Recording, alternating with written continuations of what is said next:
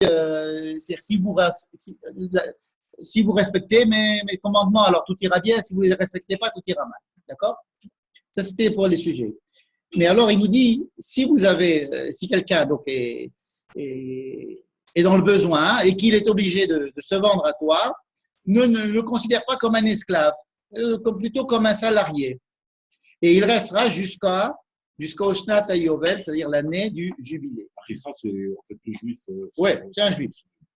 Yaravod Imar. Veyatsa Me'imar. Et alors, quand il sortira de chez toi, quand? Au Yovel, puisqu'il faut qu'il travaille jusqu'au Yovel. Mais pourquoi il doit travailler?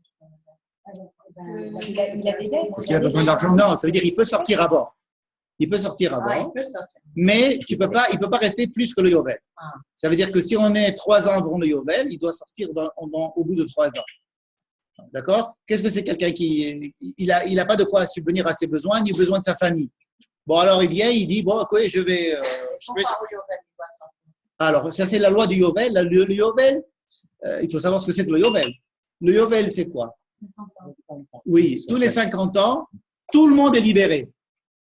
On essaie de refaire une remise à zéro, un reset, comme on fait dans l'ordinateur, de toutes les propriétés. Les propriétés reviennent aux gens qui les avaient initialement. Il n'y a plus d'esclaves. Tout est remis à zéro. C'est très, très difficile à mettre en place. Il va nous falloir un Macron pour ça. En tous les cas, c'est ce qui est prévu pour le Yovel. Pour l'instant, il n'y a pas de Yovel, rassurez-vous. Il n'y a même pas de Shemitah. Oui? Quelqu'un qui continue à travailler avec son salaire et paye ses dettes, ou bien, moi je l'emploie, il est mon. Alors, il faut savoir que dans la Torah, il n'y a pas de dette là. Ouais. Il faut savoir que dans la Torah, on imagine les gens comme des indépendants. On n'imagine pas des gens comme des employés, des salariés. En principe, toute personne, tout juif doit être indépendant. Et même lorsqu'il veut venir travailler dans le champ, ben c'est un indépendant qui vient et qui travaille pour la journée, pour la semaine, pour le mois. Mais il vient, ce sont des Il a le droit de décider de venir ou de ne pas venir. Tandis que là, il ne peut plus décider quand il est venu. Non. Alors, quelqu'un qui se dit, voilà, je ne veux plus être indépendant, je ne peux pas être indépendant, je n'ai pas assez d'argent pour payer ma truc, donc je viens, je suis ton esclave. Ton esclave. Alors, ça va être un esclave. Là, il dit, non, ne fais pas, c'est pas un esclave, c'est comme si c'était un salarié ou comme si c'était un copain. C'est-à-dire, pour essayer d'adoucir la pilule, en fait, cet esclave-là, il va être un petit peu esclave. Il va être chez toi, à ton service. Tu peux en faire ce que tu veux. Tu peux lui dire aujourd'hui, fais mon champ, le lendemain, tu fais le ménage. Hein, c'est un esclave. Simplement, il va manger chez toi et il peut avoir aussi un certain salaire. Il peut te dire, voilà, tu me vends à tel prix. Moi, avec cet argent-là, je paye mes études à mes enfants en Amérique. Mais je n'ai pas de quoi autrement. Tu me donnes à manger, moi et mes enfants. Puis c'est tout. D'accord? On va voir les statuts tout à l'heure. En tous les cas, pour l'instant, écoutons simplement les psukim et on va s'imprégner de ces psukim parce que je vais les comparer à d'autres psukim dans les autres parties de la Torah. Donc, je reviens. Beyatsa Me'imach, la ligne numéro 213, il va sortir. Lui et ses enfants. C'est-à-dire que s'il était venu et qu'il a vendu pas seulement lui, mais il s'est vendu lui et ses enfants, ben, ils sortent tous ensemble. Veshav el Mishparto, il retrouvera sa famille. Ve'el Achuzat Avotav, il retrouvera même la maison ou bien le terrain que ses ancêtres avaient. Parce qu'au Yovel, évidemment, on retrouve le terrain des ancêtres. Qui avadaïhem, parce que ce sont mes esclaves. Alors, c'est-à-dire que Aved, esclave, c'est que esclave de Dieu. Ça ne peut pas être un ton esclave. Donc, avadaïhem. Donc, les Juifs, ce sont des esclaves à moi. S'ils sont esclaves de Dieu, donc ils ne sont pas esclaves de nature. Mais je les ai fait sortir d'Égypte, pas pour qu'ils redeviennent esclaves. Je ne voudrais pas qu'ils se vendent comme si c'était des esclaves. Et l'autre tire des beaux farer, et je ne veux pas que tu lui fasses violence. Et il faut que tu aies peur de Dieu ou bien des juges, il faut que tu le respectes. Bien. Mais quelle différence entre un gars comme ça, donc, qui travaille comme esclave, et un gars qui est indépendant, qui travaille normalement? C'est la même personne. Là, il est payé pour marcher. Il n'est pas en pension. Bon, d'abord, il est considéré comme un esclave. On va lui payer de l'argent, on le nourrit, on le loge. Non, on lui donne de l'argent aussi. On lui donne de l'argent. Venimkar, c'est-à-dire il va être vendu. Vendu, ça veut dire le type qui va prendre ces personnes-là ne va pas simplement lui donner à manger, à boire et le couvert, etc., il va lui donner de l'argent. Je vais licencier un indépendant qui va travailler chez ce gars-là. Alors lui, il va avoir un statut moins important, moins valorisé qu'un indépendant, parce qu'il est révèle. En général, quand tu prends un employé, c'est sous certaines conditions. Ça veut dire que tu l'emploies pour qu'il fasse ce travail. Et puis, mais là, il peut faire le travail que tu veux. Il est comme un esclave. Bon, on va voir tout à l'heure tous les degrés d'esclavage qu'il y a, ou bien de salariés. On va voir tout à l'heure. Mais déjà, je voudrais simplement que nous lisions le texte. On va essayer de faire ça par cœur. Si tu as un esclave, bon, on ne va pas l'appeler esclave, d'accord? Bon, mais si tu as un juif qui va venir et qui va se vendre à toi, il sort quand? Au Yovel. Sa femme et ses enfants, ils sortent avec lui, n'est-ce pas? Et essaye d'être gentil avec lui. On va résumer ces psukim comme ça. Essaye d'être gentil avec lui, ne le fais pas trop souffrir. D'accord? Bien. Ça vous rappelle qu'on a déjà étudié dans la paracha de Mishpatim, ça veut dire il y a très longtemps, juste après les 10 commandements, on a étudié la loi de l'esclave. Évêque d'Ivry. Oui, on le fait sortir par l'oreille. On ne le fait pas sortir par l'oreille. On le met sur le poteau de la porte. Mais ça, c'est pour pas qu'il sorte, justement. Alors, je vous l'ai fait en ligne numéro 63. C'est Parashat Mishpatim. La ligne numéro 65. Qui tikne Évêque d'Ivry? Lorsque tu achèteras un esclave hébreu. Hein? Là, on parle de la même chose, mais là, il s'appelle esclave. Bon. Sheshanim Ya'avod, pendant 6 ans, il va travailler. Ou Basheveri Ketzel Achop Shichinam, la 7e année, il sortira. C'est-à-dire qu'il ne doit pas travailler plus que 6 ans. 6 ans, il travaille, la 7e, il sort. C'est ce qu'on avait appris en Mishpatim. Im Begapo Yavo, Begapo Yase. S'il est venu sans bien, il ressort sans bien. Im Ba'ali Shahu, s'il est venu avec sa femme, il ressort avec sa femme. Mais si le maître lui a donné une femme, quelle femme? Une femme, c'est une Shifra Kenaanit, c'est-à-dire une femme un peu goy, une esclave goy.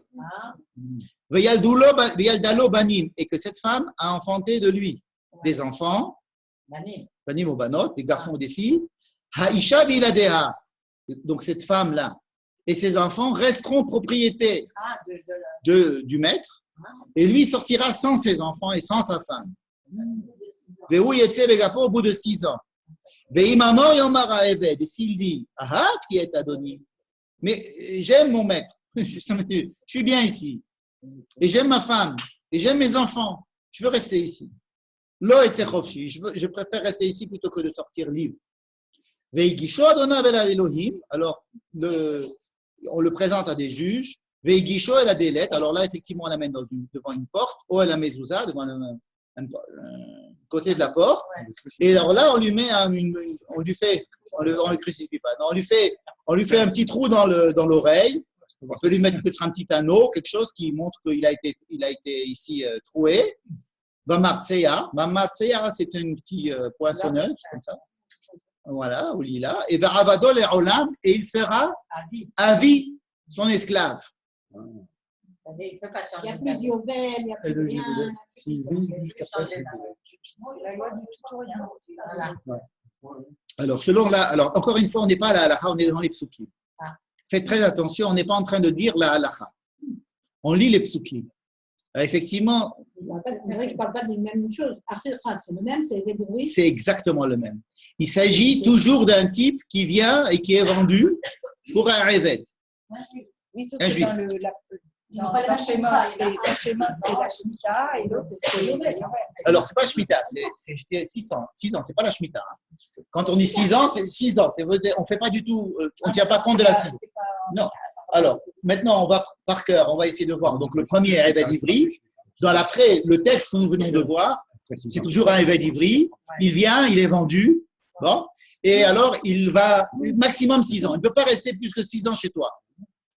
Et quand il sortira sans sa femme et ses enfants, alors que tout à l'heure, le passouk disait qu'il sortirait avec sa femme et ses enfants.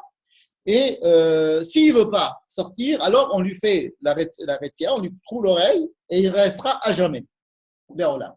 D'accord? Vous vous rendez compte déjà en lisant ces 2 textes, mis l'un à côté de l'autre, c'est pas possible.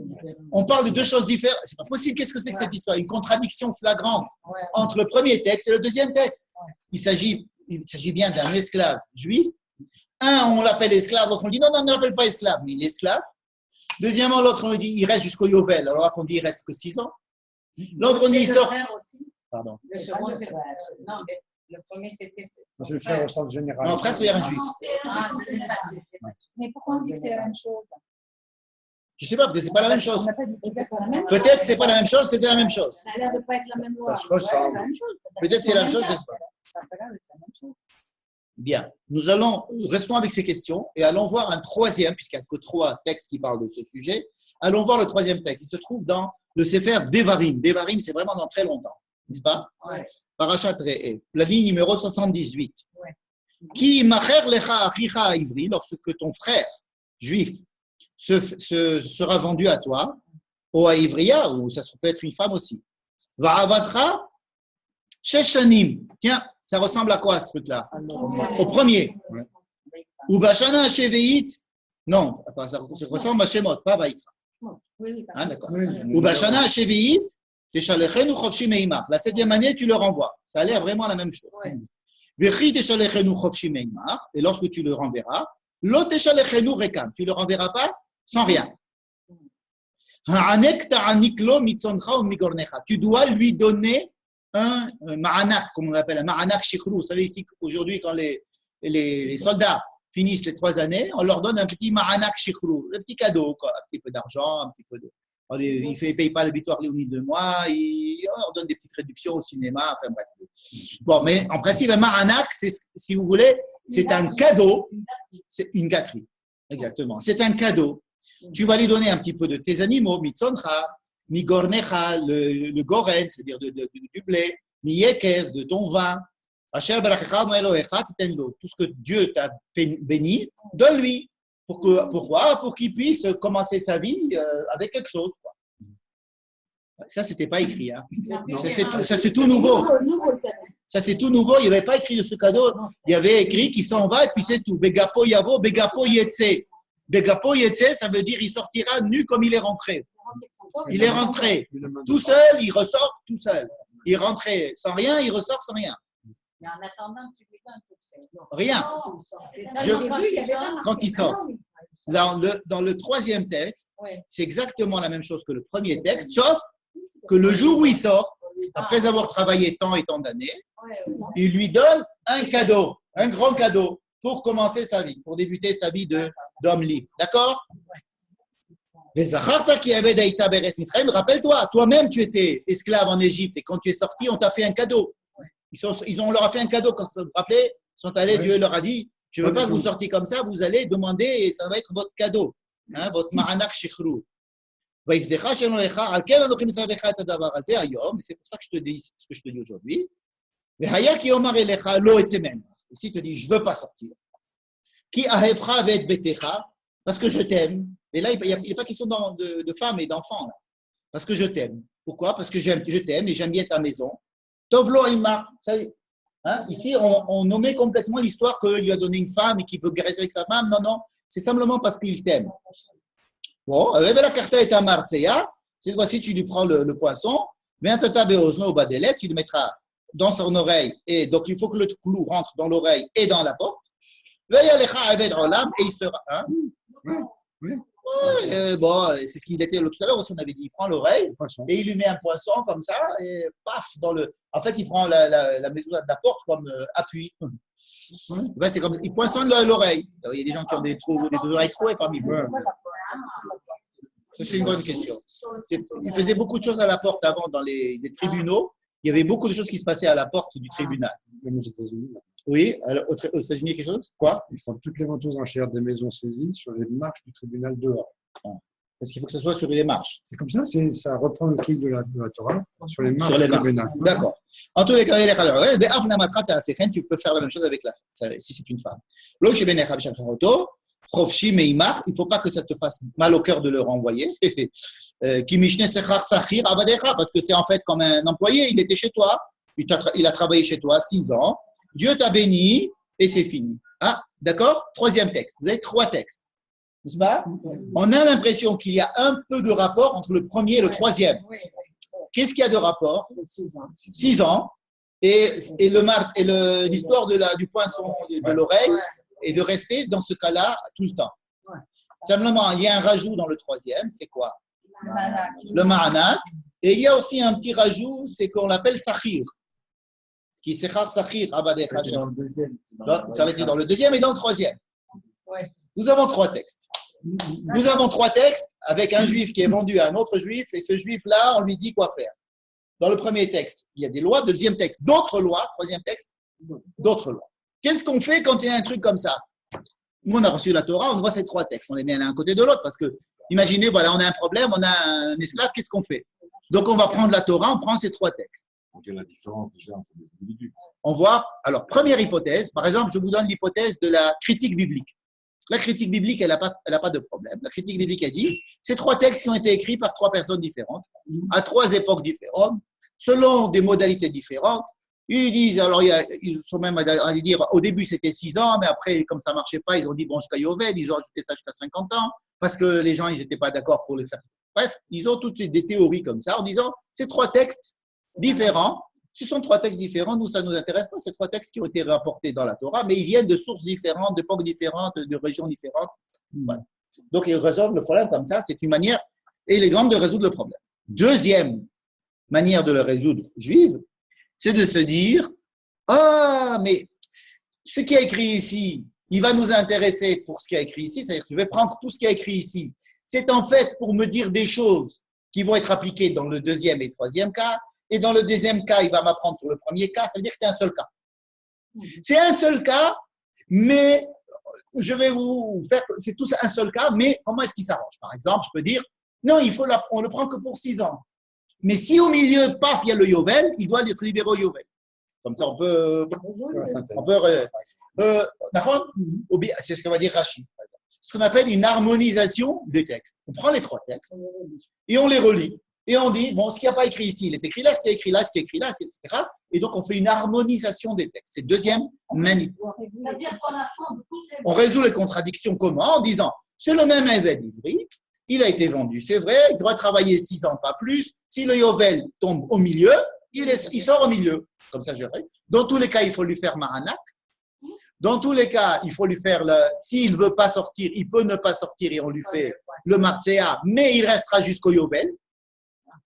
Même s'il a le poinçon dans l'oreille, il restera jusqu'au Yovel. À Yovel, il sort. Même s'il a le truc dans l'oreille, il restera au Yovel, il sortira avec le machin. Le Maranak, on le donne dans tous les cas. S'il s'est marié effectivement avec une femme Kenaanite, alors elle reste chez son patron. Et s'il veut rester, c'est une bonne raison pour qu'il reste avec elle, et on lui fait des trucs sur l'oreille. Et donc, comme ça, on a harmonisé les trois cas. Donc, ça, c'est une deuxième manière de faire que dans le Talmud, on fait très souvent. On a des textes qui sont comme ça, comme je viens de vous le présenter. On se dit, pas de problème, on va harmoniser les textes.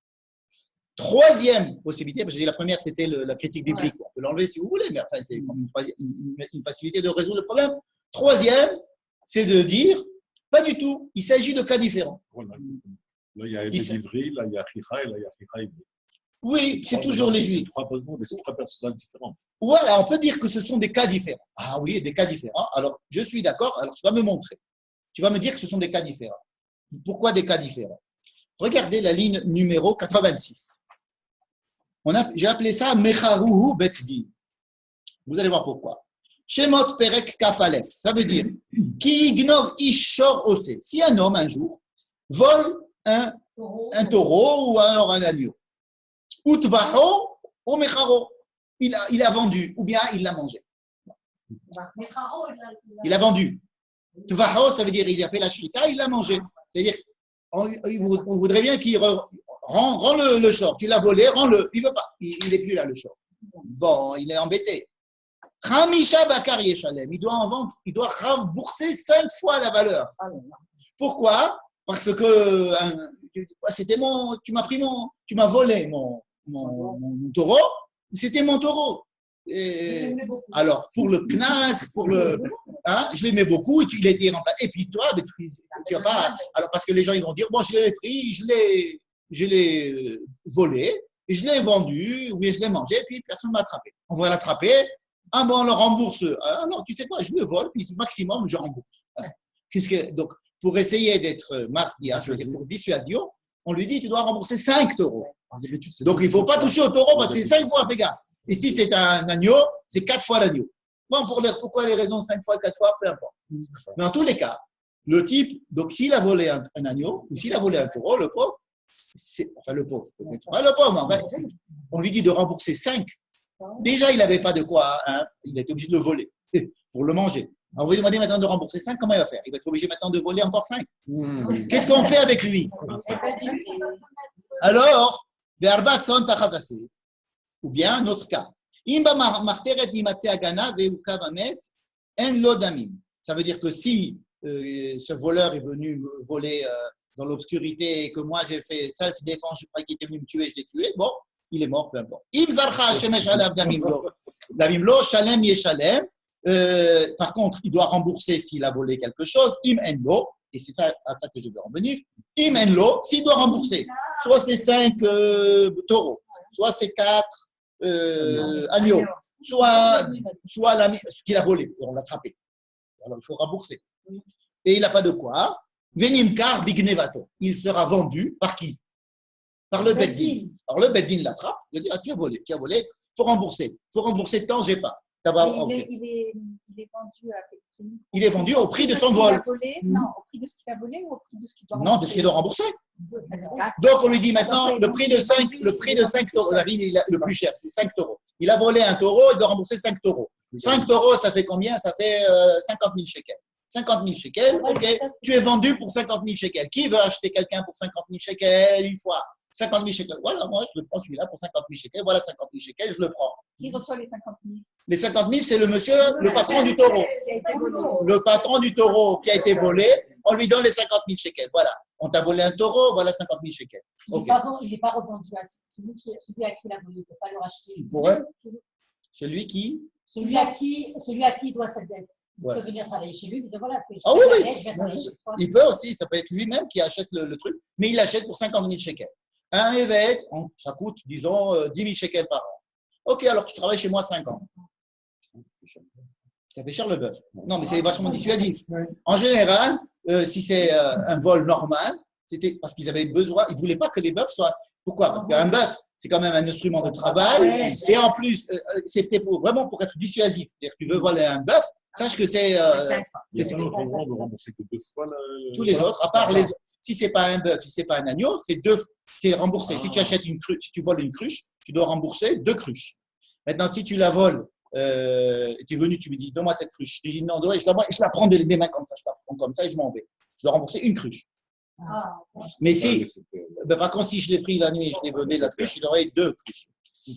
Bon, bref, peu importe. Dans tous les cas, on n'est pas dans ces histoires-là. On est dans l'histoire où le type, il ne peut pas rembourser. S'il ne peut pas rembourser, le Beddin vient, il prend monsieur, ok, vous êtes mis en prison. Bon, vous avez 50 000 shekels, qui c'est qui veut le prendre? 10 000 shekels, 5 ans, voilà, c'est pris. Ça marche, 50 000 shekels. 5 ans, c'est bon parce que c'est moins que 6 ans.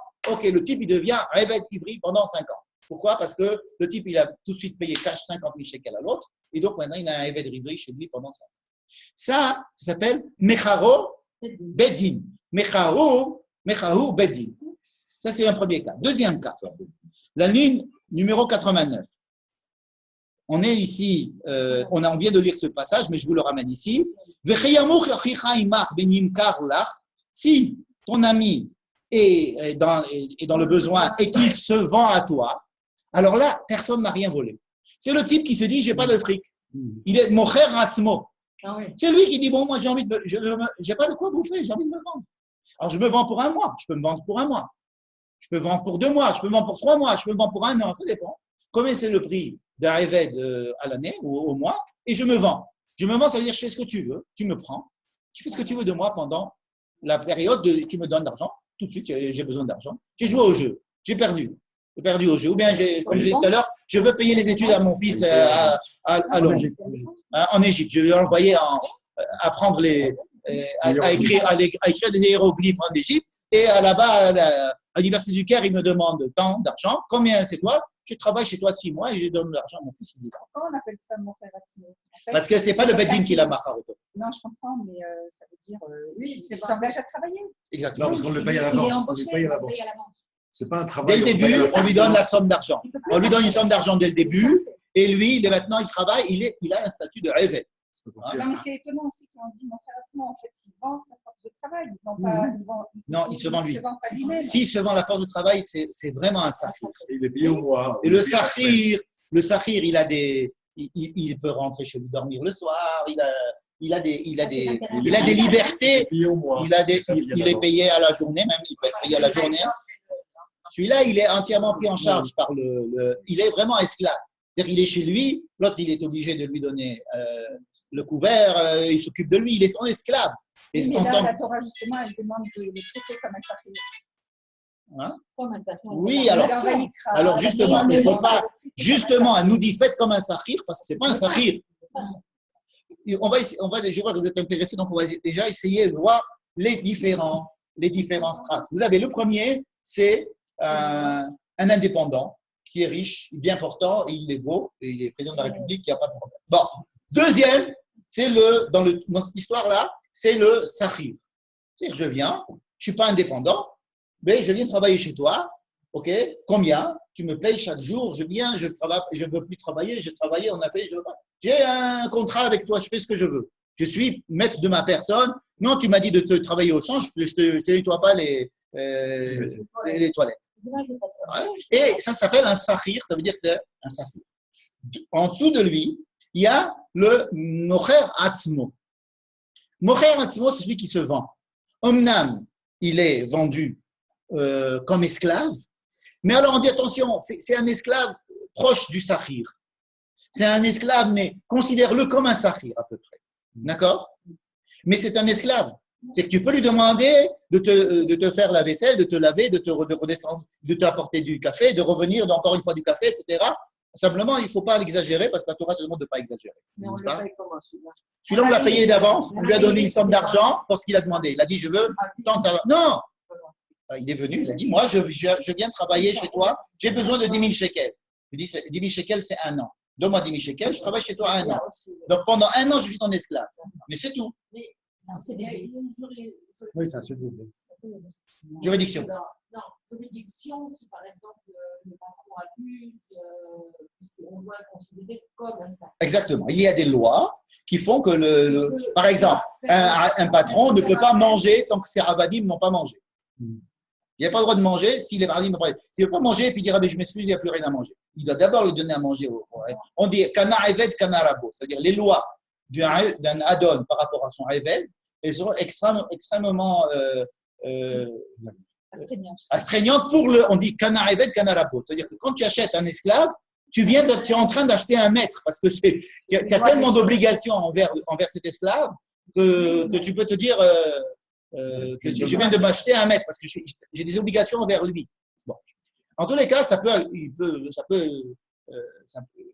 exister et ça existait. Ça existait même beaucoup à l'époque. C'est comme ça. Aujourd'hui, ça n'existe pas. Quoique, je ne sais pas s'il y a des salariés qui. Les Philippines, par exemple. Aujourd'hui, vous avez des Philippins. Vous prenez un Philippin, c'est un évêque pratiquement. Il est là, vous donnez un jour de congé, autrement, il est là le matin au soir, et puis le bonhomme, il lui dit amène-moi chez le pharmacien, fais-moi le truc. On les considère comme des ravadim aujourd'hui. Et eux, ils ont l'impression que c'est comme ça, parce que peut-être chez eux aussi, il y a des ravadim. Je pense que la ravdout aujourd'hui n'a pas du tout été abolie. On parle de l'abolition de l'esclavage, je ne sais pas combien l'esclavage a été aboli aujourd'hui. Ça a changé de nom, ça a changé de nom. En fait, et les femmes, on prend des femmes, on prend des femmes, on leur promet des sommes folles, on les amène d'un pays à un autre et on les prostitue et on leur prend leurs papiers et c'est de l'esclavage. C'est pas chaud de l'esclavage. Et c'est de l'esclavage. Ça, c'est illégal. Oui, mais c'est de l'esclavage. Mais il faut savoir que c'est de l'esclavage et que même les pays développés, malheureusement, savent qu'il y a des trucs comme ça, il y a des lois contre. Mais il faut savoir qu'il y a de l'esclavage. C'est dans la nature humaine de se vendre en esclavage, malheureusement, quand on est vraiment à bout. Et ces gens-là qui viennent de Philippines et qui laissent leurs enfants, c'est impensable pour nous. Et pour eux, c'est une aubaine. Ils payent pour venir. Et simplement être nourri, logé, avoir de l'argent à renvoyer à leur famille, pour eux, bref, on est extrêmement privilégiés, mais il faut savoir que la majorité des gens sur la planète ne sont pas aussi privilégiés que ça. Bon, en tous les cas. Ils peuvent s'en aller. Oui, bien sûr, il y a beaucoup de lois, surtout en Israël. Il y a des lois qui régissent ce genre de choses. Quand ils veulent, ils peuvent partir. Moi, je les comparais parce qu'ils sont la nuit et jour. Et que beaucoup de gens, il y a des gens qui sont éclairés et qui essayent de leur dire, et qui sont bien avec eux, des gens qui les considèrent comme des membres de la famille et même plus. Des autres moi, je vois tous les jours des patients qui viennent avec les Philippins. Et il y a toutes sortes de relations entre eux. Des fois, c'est des relations extrêmement amicales et très chaleureuses. Et pratiquement, c'est quelqu'un qui fait partie de la famille. Et des fois, non, il les maltraite. Bon, c'est pas du tout mon sujet ce soir. Mon sujet ce soir, c'était de se dire, regardez, nous avons trois possibilités. Soit on dit, ce sont trois textes qui ont été écrits par trois personnes différentes dans trois époques différentes. Bon, ça, c'est pas la position du judaïsme. La deuxième position, c'est de faire une harmonisation. Et ici, ça a été fait dans notre cas, ça a été fait. C'est F, par exemple, Rashi, qui le prend de la main. Troisième, c'est de dire, ce sont des cas différents. Le premier cas que nous avons vu dans Shemot, c'est Mecharu Beddin. C'est uniquement le cas où le Beddin a vendu quelqu'un, Benimkar Bignevato. Et dans ce cas-là, il doit travailler que 6 ans. Et dans ce cas-là, effectivement, il a un statut inférieur à celui que nous allons trouver pour celui qui est Macharet Atzmo. Par exemple, lorsque vous avez entendu tout à l'heure que j'ai dit que le maître lui donne une femme qui est elle-même esclave kénanéen, elle n'est pas juive, et il lui demande quoi? De lui faire des gosses. C'est comme si vous aviez des vaches et vous allez acheter un bœuf. Il demande de lui fabriquer des esclaves. Hein? C'est sa femme. C'est pas sa femme, il lui donne comme femme. Il lui donne comme femme tout en sachant qu'à la fin, il va ressortir sans sa femme et ses enfants. On l'utilise comme si c'était, si vous voulez, quelqu'un. Oui, un bœuf. On l'utilise comme un bœuf. Ce qui n'est pas du tout dit pour celui qui est Machar Atzmo, qui est venu se vendre lui-même. Il est qu'on appelle un petit peu Sahir, mais en fait, il est toujours Eved. On dit, ne l'appelle pas Eved, appelle-le Sahir. Ça veut dire, je veux déplacer un petit peu son statut de Eved à un petit peu Sahir. Et ça veut dire, considère-le un petit peu au-dessus. Mais le niveau d'au-dessous, c'est-à-dire quelqu'un qui vient et à qui on lui dit, tu as volé, il est vraiment déprécié dans toute la hiérarchie que l'on vient de décrire, c'est le plus bas, celui-là. Mais c'est un cas différent. Effectivement, c'est Mecharu ou Beddin, il a un cas différent. Lui, il a des halachot à lui. Tandis, et alors, ça marche pour lui et ça marche pour Devarim. Ça veut dire le premier texte et le troisième texte. Pour le texte du milieu, qui est le texte de notre paracha, c'est simplement Machar Atzmo. Machar Atzmo, lui, il a la latitude d'aller jusqu'au Yovel.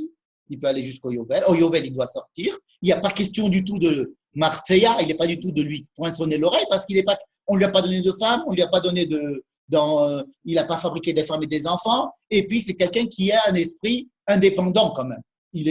Alors, c'est vrai qu'il est venu se vendre pour quelques années, pour quelques mois, quelques jours, peu importe, mais il n'a pas le statut, si vous voulez, de cet esclave qu'on va être obligé de lui donner un trou. Il va dire, non, moi je t'aime, je veux rester chez toi. Je préfère être esclave qu'être indépendant.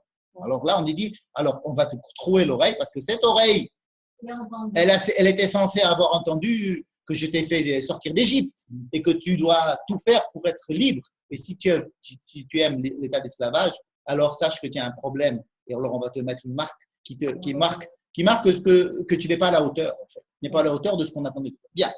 Donc, on le cloue à la porte parce qu'il fait partie des meubles. Oui, non, on prend la porte comme appui. Après, on lui met une boucle d'oreille, mais je sais qu'il y a beaucoup d'esclaves qui ont des boucles d'oreille et il y a beaucoup de gens qui mettaient des boucles d'oreille en signe d'esclavage.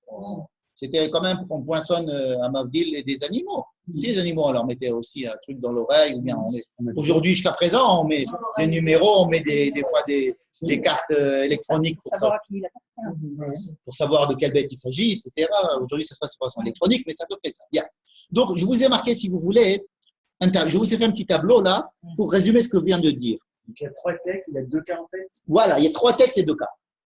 D'accord. Bien, alors, vous allez me dire, mais à quoi il sert ce 3e texte alors? Pourquoi tout le milieu? Non, le troisième, puisque c'est le même que le premier. Il y a le cadeau dans le premier. Dans le troisième, on apprend le cadeau. Mais pourquoi on apprend le cadeau? Parce que c'est un texte qui vient dans une paracha réée ou c'est une paracha de cadeau. C'est une paracha de chesed, c'est une paracha de tzedaka. On dit, il faut que tu donnes à l'orphelin, il faut que tu donnes aux pauvres, il faut que tu donnes à ça. Et donc, on reprend ce cas de la personne, du réveil ivri que j'ai pris et que je dois libérer. Et bien, quand tu le libéreras, ne le libère pas nu comme il était venu, au contraire, donne-lui. C'est-à-dire que dans le Devarim, on a, si vous voulez, on développe le côté chesed, le côté tzedaka, le côté social, et qu'il faut lui donner de l'argent. Mais, dans le troisième cas, il y avait un mot qui s'appelle sachir, qui ne retrouve pas dans le premier cas. On le retrouve dans le deuxième cas. Donc, si vous voulez, il y a quand même des relations entre le 1 et le 3, mais il y a aussi entre le 3 et le 2. Vous voyez? Donc, ça va faire les joies du Talmud. Sur plusieurs pages, toutes ces questions que nous venons de dire maintenant vont être totalement discutées et les gens ne vont pas être d'accord. D'abord, on va prendre le tableau. Premier tableau, donc j'ai dit, horaire avdout, d'après le premier texte, il doit travailler 6 ans maximum. D'après le deuxième texte, jusqu'au Yovel. Troisième texte, 6 ans maximum. Ensuite, Isha Veiladim, dans le premier cas, on lui donne une femme kénaanite, mais qui reste chez le patron. Tandis que dans le deuxième cas, il ressort avec toute sa famille. Troisième cas, la même chose que le premier. Im lo rotze latzet, dans le premier cas, on lui fait le trou dans l'oreille. Dans le deuxième cas, il n'en est pas question. Troisième cas, oui. Dans Ma'anak, est-ce qu'on lui donne un Ma'anak? Dans le premier cas, il n'y en a pas. Dans le deuxième, il n'y en a pas. Dans le troisième, il y en a. Dans le deuxième cas, on nous a dit qu'il faut faire très attention à ce monsieur. Il ne faut pas faut pas exagérer dans la avdout. L'ota avod bo avodat aved, n'est-ce pas? Et ensuite, le mot dans le troisième cas, Eved au Sachir, comment il va s'appeler? Dans le premier cas, il va s'appeler Eved. Dans le deuxième, Sachir et troisième, Sachir. N'est-ce pas? Alors, le Mocher Atzmo, c'est le deuxième cas. Et le premier et le troisième, c'est Mecharo Beddin. Pourquoi il a un ma'anak, le Beddin? Pourquoi il a un ma'anak, le Beddin? C'est un voleur. Oui, c'est un voleur, il a payé sa peine, et il ressort, et il n'a pas de… Maintenant, sachez que… S'il n'a rien, il va recommencer à voler. Si on lui donne un petit Et maintenant, est-ce qu'on donne le ma'anak au celui qui est Machar Atzmo? C'est une question. Eh bien, il y a une marloquette dans l'Agmara. Alors, on va rentrer dans l'Agmara. Je ne vous rapporte pas toute l'Agmara, soyez tranquille. Mais la page, la ligne. Ouais, d'accord. Et d'où est-ce qu'on déduit que la Isha, c'est une Isha kénaanite? C'est parce que si on lui donne une femme, on peut lui donner qu'une kénaanite parce que la juive, parce qu'on ne peut pas donner une juive. La juive, elle n'est pas esclave tant qu'elle peut pas avoir. Elle peut être esclave tant qu'elle ne peut pas avoir d'enfants. Après, quand elle peut avoir des enfants, elle est libérée. En fait, les esclaves juifs, c'est des enfants, en fait. C'est des enfants. Puis après, il n'y a qu'une esclave kénaanite qu'on va obliger à se marier. Parce que on l'oblige, comme s'il veut pas, on l'oblige. L'esclave kénaanite, oui. Elle est rêvée d'un peu. Pardon? Si. Exact. Maintenant, nous avons dans la ligne numéro 91, il s'agit du Talmud Kiddushin. Alors ça, c'est pour les gens qui veulent faire le rapport. Kiddushin, on est censé parler des mariages. Bon, alors, il y a deux avis. Je vous amène deux avis. Il y a le premier avis, qui est l'avis prépondérant. On ne donne pas le nom de celui qui l'amène parce que c'est la majorité des talmudistes qui sont d'accord avec lui. Ligne numéro 93. Hamocher Atzmo. Alors là, il parle directement. Vous voyez, il parle d'ouvrir. Hamocher Atzmo, celui qui se vend lui-même. Nimkar Leshesh. Veyeter Al-Shesh. Il peut se vendre pour 6 ans ou plus. Il n'y a aucune limite de 6 ans pour le Mocher Atzmo. C'est celui de notre paracha, n'est-ce pas? C'est lui qui décide. En fait. Ouais. Mechahu Beddin, par contre, si c'est le Beddin qui l'a vendu, Enon Nimkar El Al-Shesh. Donc, c'est le premier ou le troisième cas. Mocher Atzmo Enon Irtza, celui qui se vend, il n'est pas question du tout qu'on lui poinçonne d'oreille. Mechahu Beddin, oui Nirtza. Mocher Atzmo En Ma'anikim Lo, quelqu'un qui se vend lui-même, eh bien, il n'a pas droit de Ma'anak. Par contre, Mecharuhu Beddin, oui, il aura un Ma'anak. D'accord? Mocher Atzmo En Rabo Moser Lo Shifra Kenaanit, celui qui se vend lui-même. Son patron n'a pas le droit de lui demander d'aller avec une femme kénaanite pour lui faire des gosses. Et après, ça va rester la propriété du patron. Tandis que Mecharu Beddin, oui. D'accord? En fait, cette Gemara, elle vient faire ce qu'on a expliqué tout à l'heure. Par contre, Rabbi Eliezer, ou Rabbi Elazar, selon les versions, n'est pas d'accord. Il dit Zevazé et nonimkar et la léchèche. Il dit non. Dans tous les cas, il faut le vendre qu'à 6 ans. Donc, il veut, si vous voulez, faire une harmonisation, lui. Vous avez vu que Tanakama, c'est le premier, le Tanya, il dit ce sont deux cas différents. Rabbi Eliezer, non, il veut faire une harmonisation. Zevazé nimkar léchèche. Zevazé nirtza. Les nirtza pour les deux. Zevazé ma'nikimlo. Dans tous les cas, il faut lui donner un truc quand il s'en va. Zevazé rabo mosalo shifra kenani. Dans les deux cas, on lui donne une femme. D'accord. Mais si, c'est une harmonisation. Non, c'est contre toi. Vas-y, qu'est-ce que tu veux dire? C'est contre le Mikra. Non, alors je vous dis, quelle différence il y a entre ces deux mêmes? Il a compris. Le deuxième, Rabbi Eliezer, il fait un mix de tous les trois textes. Le Ratana, il dit non, ce sont des cas séparés, il faut séparer les choses. Et la Torah a été donnée donc à Moïse au mont Sinaï. Nous nous trouvons ici dans le Talmud au 4e, 5e, au 3e, 4e siècle, et on n'est pas encore d'accord. On n'est toujours pas d'accord. Sur des textes qui ont été donnés 2000 ans avant. C'est pour ça que je vous montre les textes et la manière dont ils sont lus. Parce que nous, on a l'habitude de dire quoi? Comment c'est dans le judaïsme? Qu'est-ce qu'on fait dans un cas comme ça? Puis on vous dit, donc vous prenez le Shulchan Aruch et vous dites, n'est-ce pas? Mais qu'est-ce qu'il faudrait faire en fait? C'est que nous avons la Torah et savoir comment est-ce que les Chachamim, face à ces problèmes que posent les différences de textes dans la Torah, s'en sortent pour donner la halakha. Vous comprenez? Il n'y a pas toujours des différences. La plupart du temps, il y a des différences. Quand il y a deux textes, c'est très souvent des différences. Là, par exemple, entre le premier et le troisième, vous voyez qu'il y a beaucoup de similitudes, mais il y a des petites différences. Le Maranak, c'est une différence. Vous voyez? Donc, je vous ai fait toucher du doigt, si vous voulez,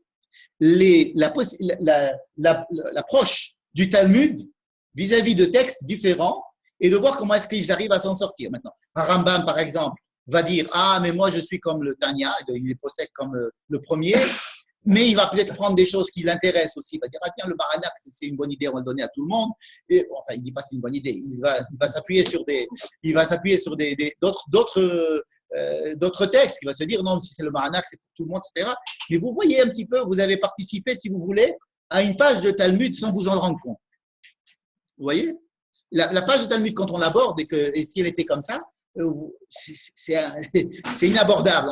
Mais alors, vu comme ça, avec les textes, on se dit dans un tableau, et on voit, après, on peut aborder la page du Talmud très facilement, et on se dit, voilà. Et c'est normal que lui pense ça, parce qu'il dit, on harmonise pas. L'autre, ils disent, non, c'est des cas différents. Toi, tout de suite, tu as dit, c'est des cas différents. N'est-ce pas?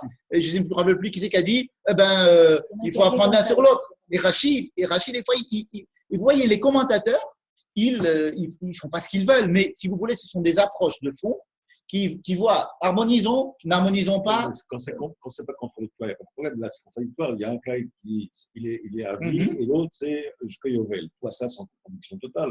Comment il a régi? Ils lui disent, tu sais quoi? C'est jusqu'à Yovel. Non, il te dit, c'est 6 ans. S'il y a le Yovel au milieu, il sort. Sinon, au bout de 3 ans, il y a un Yovel. Et c'est ce qu'il dit Rachid. Pas garbo Yovel, yotse. Il doit rester à vie. Zavado, les Olam. Les Olam, c'est comme aussi quand vous avez perpétuité. Combien c'est perpétuité en Israël? C'est 20 ans. 18 ans. Perpétuité, c'est quoi? Il n'y a jamais perpétuité. Les Olam. Alors, on prend ce mot les Olam et on va voir que dans le Yovel, on parle de les Olam. Que le mot Olam est utilisé toujours dans le Yovel. Alors, on va dire quand on dit les Olam, ça veut dire que c'est jusqu'à la ceinture, comment on dit, jusqu'à la Saint-Glingla. Je ne sais pas ce que c'est. D'accord? Alors, quand ça arrive la Saint-Glingla, alors on le libère. D'accord? Vous voyez? Donc, il faut avoir beaucoup de respect vis-à-vis de ces Chachamim qui nous donnent des trucs, parce que bon, on les résume, là, je vous les ai simplifiés. Ouais. Mais ça, vous voyez un petit peu comment ça s'agence. Maintenant, un autre cas, dans notre paracha, puisque vous avez aimé, un autre cas qui va être traité un peu différemment. Donc, vous tournez la page, et il va s'agir de quoi? Une histoire de Maaser. Oui, Maaser, ça n'a rien à voir. Maaser, c'est quoi? Maaser,